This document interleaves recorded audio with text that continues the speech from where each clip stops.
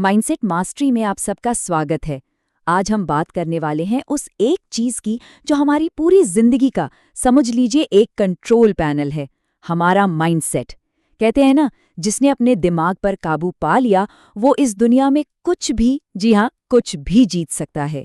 एक बहुत ही मशहूर कहावत है कि खुद पर शासन करना एक शहर पर शासन करने से कहीं ज्यादा मुश्किल है। इसका सीधा सा मतलब क्या है?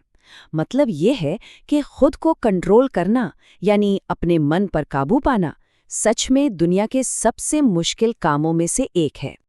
और जानते हैं एक चौंकाने वाली बात क्या है? करीब 70% लोग इस काम में फेल हो जाते हैं। वो अपने मन को कंट्रोल ही नहीं कर पाते, उसे सही दिशा में नहीं ले जा पाते।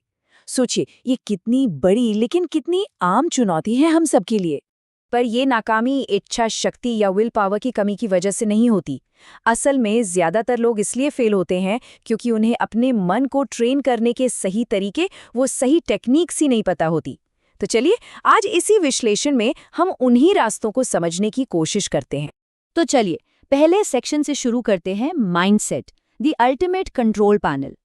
आखिर ये माइंडसेट है क्या और कैसे ये हमारी सफलता और नाकामी को तय करता है? आइए समझते हैं। तो देखिए, माइंडसेट असल में जिंदगी को देखने का एक नजरिया है, हमारे विश्वासों का एक सेट है। और मजे की बात यह है ना कि ये हमारे बचपन में ही, मतलब बहुत ही छोटी उम्र में बनना शुरू हो जाता है। चलिए, इसे एक बहुत सीधे से उदाहरण से समझते हैं। एक अमीर परिवार में बच्चे की परवरिश कैसे होती है? ग्रोथ और बिजनेस पर फोकस करके। वहीं एक मिडिल क्लास परिवार में परवरिश का जोर किस पर होता है? स्थिरता और सैलरी के अंदर गुजारा करने पर।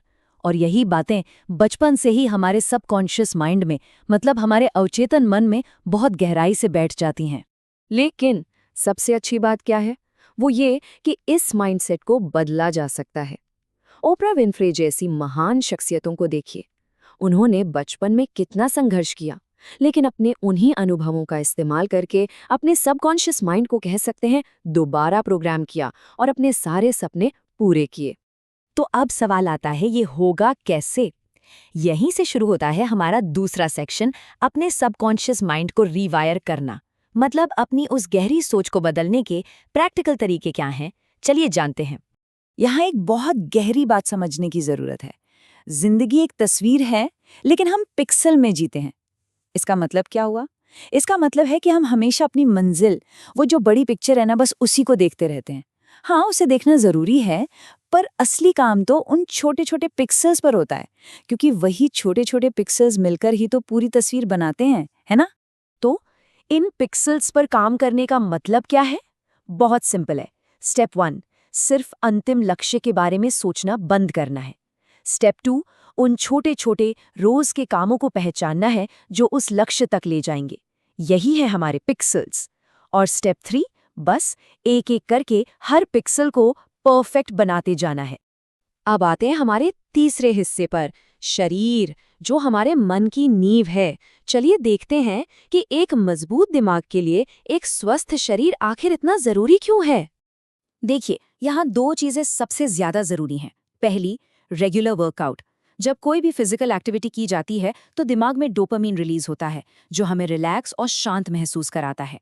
और दूसरी चीज है हेल्दी खाना। कहते हैं ना, जैसा अन्न वैसा मन। स्वस्थ भोजन से पॉजिटिव फीलिंग्स आती हैं, जबकि जंक फूड दिमाग को सुस्त और आलसी बना देता है। शरीर की बात हो गई, अब आते हैं चौथे सेक्शन पर, मन, यानी अपने फोकस को तेज करना। अब बात करते हैं कुछ कमाल की मेंटल टेक्निक्स की, जो सच में बहुत काम आती हैं।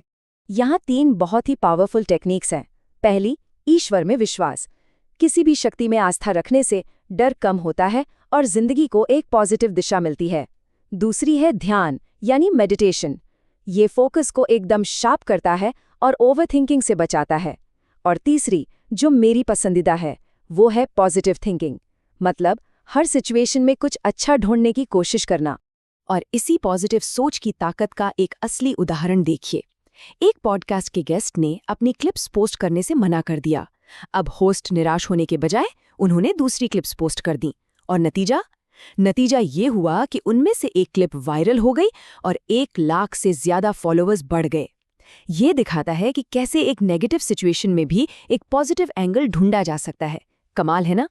तो अब आते हैं 5वें और बहुत जरूरी हिस्से पर, एक्शन, नतीजों तक पहुंचने का रास्ता। क्योंकि सोचने से कुछ नहीं होता, करने से होता है। तो चलिए उन आदतों को समझते हैं जो असल में सफलता दिलाती हैं। अच्छा, एक सवाल है, किस्मत क्या होती है? हम सब कभी ना कभी ये जरूर सोचते हैं। चलिए इसे एक छोटी सी कहानी से समझते हैं। एक जिम के बाहर एक वेंडर हेल्दी फूड बेचा करते थे। वो हर रोज बिना एक भी दिन चूके अपनी दुकान लगाते थे और उनका बस एक ही विश्वास था, अगर मैं रोज आऊंगा तो कुछ अच्छा जरूर होगा। और जानते हैं क्या हुआ? हाल ही में उन्हें एक बहुत बड़े जिम से एक बहुत बड़ा कॉन्ट्रैक्ट मिल गया। ये क्या था? ये उनकी रोज की मेहनत, उनकी कंसिस्टेंसी का ही तो नतीजा था। तो यहाँ से किस्मत की एक बिल्कुल नई परिभाषा सामने आती है। किस्मत वो पल है जब रोज की लगातार कोशिशों का घड़ा आखिरकार भर जाता है और छलकने लगता है। वो जो घड़ा छलकता है ना, वही किस्मत है, कोई चमत्कार नहीं।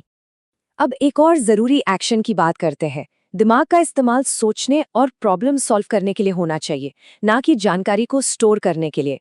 वो काम नोट्स का है। ऐसा करने से दिमाग जरूरी कामों के लिए खाली और स्ट्रेस फ्री रहता है। तो एक्शन के लिए 3 मुख्य बातें याद रखनी है।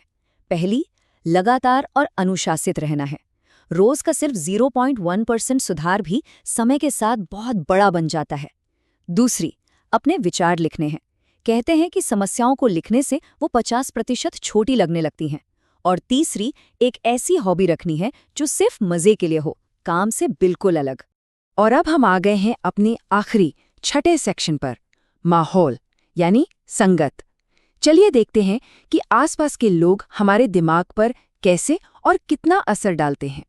सीधी सी बात है, जब कोई महत्वाकांक्षी और अपने जैसी सोच वाले लोगों के बीच रहता है तो उसका सबकॉन्शियस माइंड अपने आप ही मोटिवेशन और ग्रोथ के लिए, कह सकते हैं, रिवायर हो जाता है। ऐसी संगत विनम्र भी रखती है और ये एहसास दिलाती है कि अरे अभी तो बहुत कुछ हासिल करना बाकी है। जैसा कि सोर्स में बताया भी गया, एक टॉपर से भरे स्कूल में रहने से प्रेरणा मिलती है, जबकि एक बिना लक्ष्य वाले कॉलेज में रहने से किसी की अपनी महत्वाकांक्षा भी कम हो सकती है। संगत का असर बहुत गहरा होता है। तो जैसा हमने शुरू में बात की थी, जिंदगी एक तस्वीर है। तो अब सवाल सिर्फ एक है, आज कौन सा पिक्सल परफेक्ट किया जा रहा है?